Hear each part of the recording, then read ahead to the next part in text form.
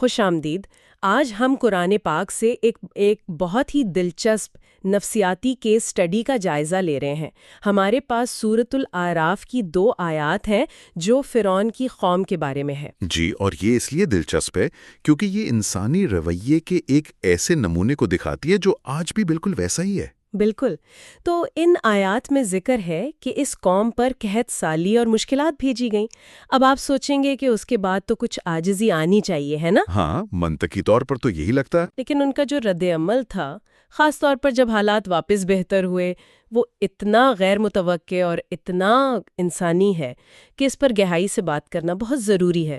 تو آج ہم صرف یہ نہیں دیکھیں گے کہ کیا ہوا، بلکہ یہ سمجھیں گے کہ اس رویے کے پیچھے کیا نفسیات کام کر رہی تھی۔ چلیں شروع کرتے ہیں۔ پہلی آیت یعنی آیت نمبر 130 وہ ایک طرح سے سٹیج سیٹ کرتی ہے۔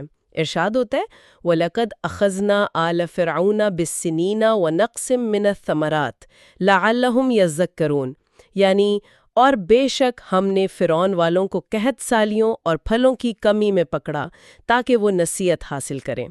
جی، تو یہاں 2 باتیں تو صاف ہیں، ایک تو آزمائش کی نوعیت قحط اور معاشی بدحالی، اور دوسرا اس کا مقصد۔ لیکن یہ مقصد لعلہم یذکرون، تاکہ وہ نصیحت حاصل کریں، یہ تھوڑا مبہم نہیں لگتا؟ کیا یہ صرف ایک وارننگ تھی؟ یہ بہت اہم نقطہ ہے۔ دیکھیے، جب ہم ایسی آزمائشوں کے بارے میں پڑھتے ہیں نا، تو ہمارا ذہن فوراً سزا کی طرف جاتا ہے۔ صحیح۔ لیکن قرآن کا جو بیان کردہ مقصد ہے وہ سزا سے کہیں زیادہ وسیع ہے، تاکہ وہ نصیحت حاصل کریں کا مطلب ہے کہ یہ ایک جھنجھوڑنے والا عمل تھا۔ ایک طرح کا پیٹرن انٹرپٹ۔ بالکل۔ فرعون کی قوم اپنے تکبر، اپنی طاقت، اپنی خوشحالی کے نشے میں اتنی غرق تھی کہ وہ کسی اور حقیقت کو ماننے کو تیار ہی نہیں تھی۔ تو یہ قحط سالی، یہ معاشی بحران ان کے اس ظلم پر پہلی بڑی ضرب تھی۔ اچھا۔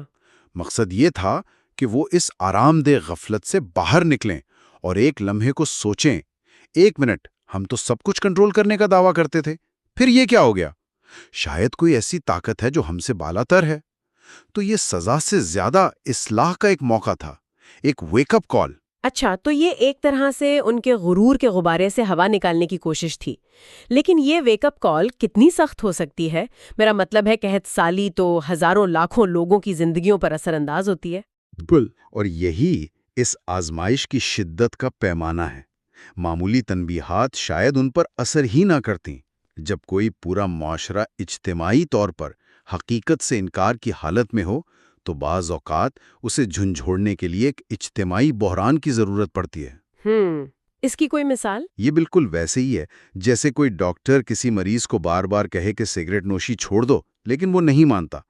پھر جب اسے پہلا ہارٹ اٹیک آتا ہے جو ایک بھیانک تجربہ ہے، تب اسے وارننگ کی سنجیدگی کا احساس ہوتا ہے۔ صحیح۔ وہ ہارٹ اٹیک ہی اس کے لیے اپنی عادتیں بدلنے کا سب سے بڑا محرک بن سکتا ہے۔ تو فرعون کی قوم کے لیے یہ قحط سالی وہی ہارٹ اٹیک تھا۔ مقصد انہیں ختم کرنا نہیں بلکہ انہیں سوچنے پر مجبور کرنا تھا۔ یہ بات سمجھ میں آتی ہے۔ تو سٹیج سیٹ ہو گیا ہے، ایک طاقتور قوم، ایک بڑا بحران، اور مقصد یہ کہ وہ سبق سیکھیں۔ لیکن جو اگلی آیت میں ہوتا ہے نا، وہ مجھے ہمیشہ چونکا دیتا ہے۔ ان کا رد عمل، خاص طور پر جب حالات ٹھیک ہوتے ہیں، وہ اتنا غیر منطقی لگتا ہے۔ جی، آیت 131 کا آغاز ہوتا ہے فَإِذَا جَاءَتْهُمُ الْحَسَنَةُ قَالُوا لَنَا هَٰذِهِ، یعنی پھر جب انہیں بھلائی پہنچتی تو کہتے یہ تو ہمارے لیے ہی ہے۔ مطلب قحط کے بعد جب بارشیں ہوئیں، فصلیں اگیں، تو ان کا رد عمل شکر گزاری کا نہیں بلکہ ایک انٹائٹلمنٹ کا تھا۔ یہ تو ہمارا حق تھا، یہ تو ہمیں ملنا ہی تھا۔ اس کے پیچھے کیا نفسیات ہے؟ یہ انسانی نفسیات کا ایک بہت ہی دلچسپ اور عام پہلو ہے۔ اچھا۔ ماہرین اسے سیلف سرونگ بائس کہتے ہیں، یعنی خود کی خدمت کرنے والا تعصب۔ وہ کیا ہوتا ہے؟ اس کا مطلب یہ ہے کہ جب ہمارے ساتھ کچھ اچھا ہوتا ہے نا، تو ہم فوراً اسے اپنی قابلیت، اپنی ذہانت، اپنی محنت کا نتیجہ قرار دیتے ہیں۔ ٹھیک ہے۔ میں نے امتحان پاس کیا کیونکہ میں ذہین ہوں۔ لیکن جب کچھ برا ہوتا ہے تو ہم اس کی وجہ باہر ڈھونڈتے ہیں۔ میں فیل ہو گیا کیونکہ پرچہ بہت مشکل تھا۔ اچھا۔ فرعون کی قوم بالکل یہی کر رہی تھی۔ جب خوشحالی لوٹی تو انہوں نے یہ نہیں کہا کہ اللہ کا شکر ہے، بلکہ انہوں نے کہا لنا ہذہ، इस एक छोटे से जुमले में तकब्बुर की कई परतें हैं। वो परतें क्या हैं, उसे थोड़ा और खोलें। देखें, पहली परत तो यही है कि यह हमारी काबिलियत की वजह से है। यानी हमारी पॉलिसियां इतनी अच्छी थीं, हमारे इंजीनियर्स इतने काबिल थे कि हमने बहरान पर काबू पा लिया। सारा क्रेडिट खुद को। बिल्कुल। दूसरी परत है, ये हमारा पैदाइशी हक है। यानी हम तो हैं ही आला नस्ल, खुशहाली पर तो हमारा ही हक है। वो जो कहत आया था वो तो बस एक एक्सीडेंट था। सही। और तीसरी और सबसे खतरनाक परत ये थी कि उन्होंने इस खुशहाली को अपने निज़ाम के सही होने की दलील बना लिया। वो सोच रहे थे, देखो मूसा जो भी कहता रहे, आखिरकार तो हमारा सिस्टम ही कामयाब हुआ। अच्छा, तो उन्होंने खुशहाली के इम्तिहान में ही नाकामी का सबूत दे दिया। बुरी तरह उन्होंने सबक सीखने के बजाय अपने तकब्बुर को और मजबूत कर लिया। ये तो बिल्कुल ऐसा लगता है जैसे कोई कंपनी जो माहौल को तबाह कर रही हो, उसे रिकॉर्ड मुनाफा हो और वो कहे, देखा हमारा बिजनेस मॉडल बिल्कुल ठीक है। बेहतरीन मिसाल है ये। तो ये तो उनका रवैया था जब सब कुछ ठीक चल रहा था।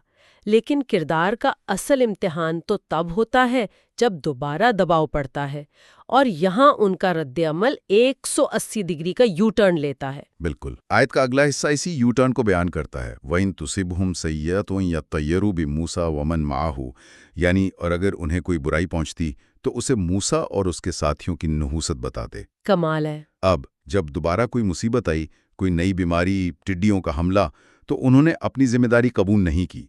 उसके बजाय फौरन कुर्बानी का बकरा तलाश किया। और वो कौन था? मूसा अलैहिस्सलाम और उनके साथी। और ये कुर्बानी का बकरा बनाने का अमल, ये स्केपगोटिंग, ये सिर्फ कोई कदीम कहानी तो है नहीं।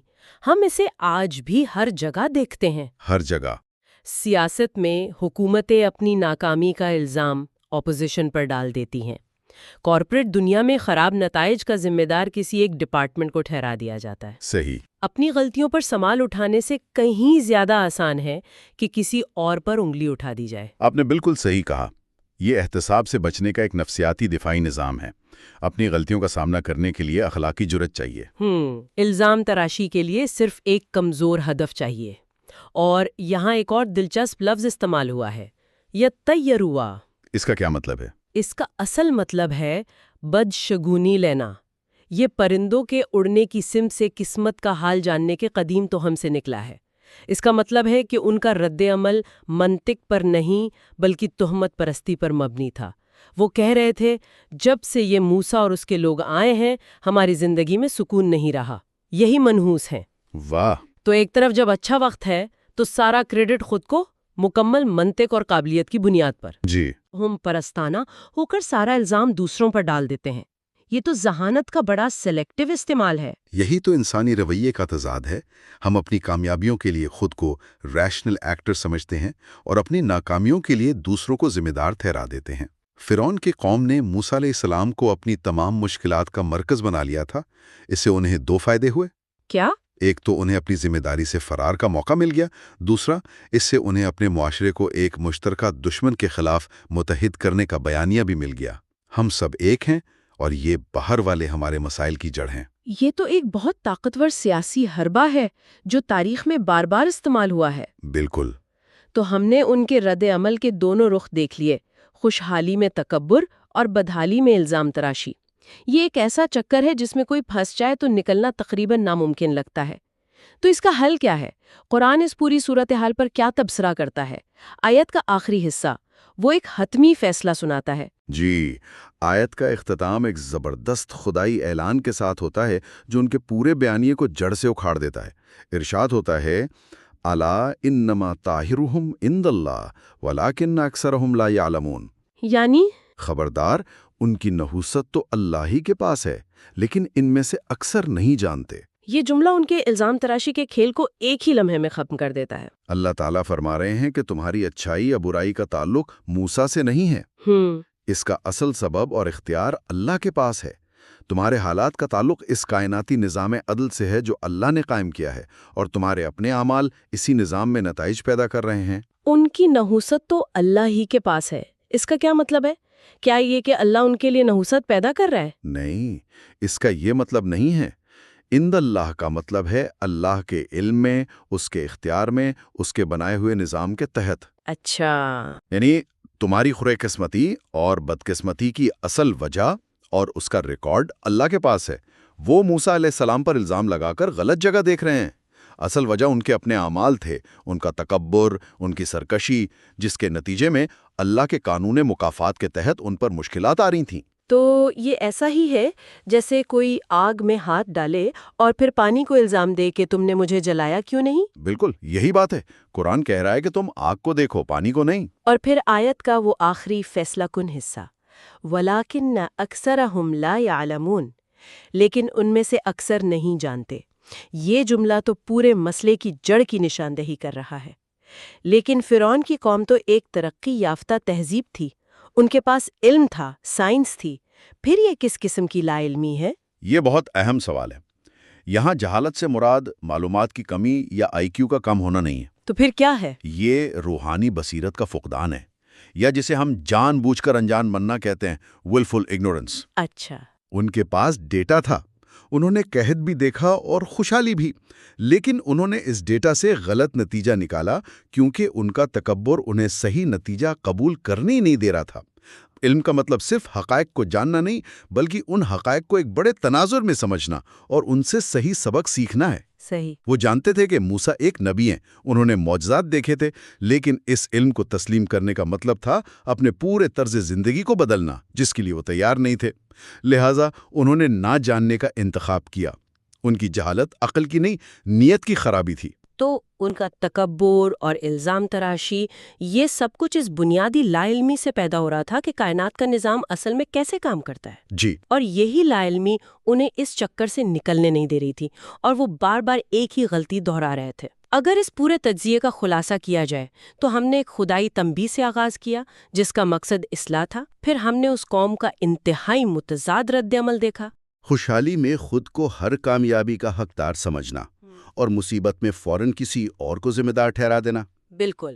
اور اس سب کا مرکزی پیغام کیا نکلتا ہے؟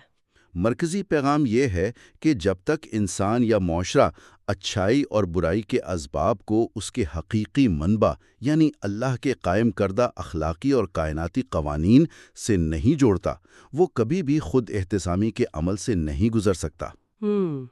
اگر کامیابی ہمیشہ میری ذہانت ہے اور ناکامی ہمیشہ دوسروں کی سازش، تو پھر اصلاح کی گنجائش کہاں بچی؟ یہ آیات ہمیں بتا رہی ہیں کہ حقیقی علم یہ ہے کہ انسان سمجھے کہ خوشحالی ایک امتحان ہے شکر گزاری کا، اور مشکل ایک موقع ہے غور و فکر اور اصلاح کا۔ اور اس علم کے بغیر انسان تکبر اور الزام تراشی کے اندھے کنویں میں ہی بھٹکتا رہتا ہے۔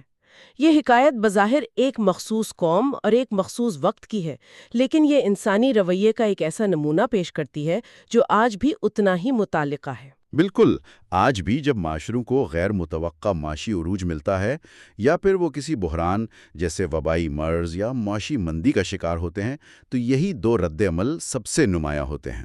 یا تو ہم اپنی کامیابی کا سارا صحرا اپنے سر باندھ لیتے ہیں، یا پھر اپنی ناکامیوں کا ملبہ کسی دوسرے پر ڈال کر بری الزامہ ہو جاتے ہیں۔ اور یہ صرف معاشرتی سطح پر نہیں ہوتا، انفرادی زندگیوں میں بھی تو ایسا ہی ہوتا ہے نا؟ جی، اس کی تو ہزاروں مثالیں ہیں۔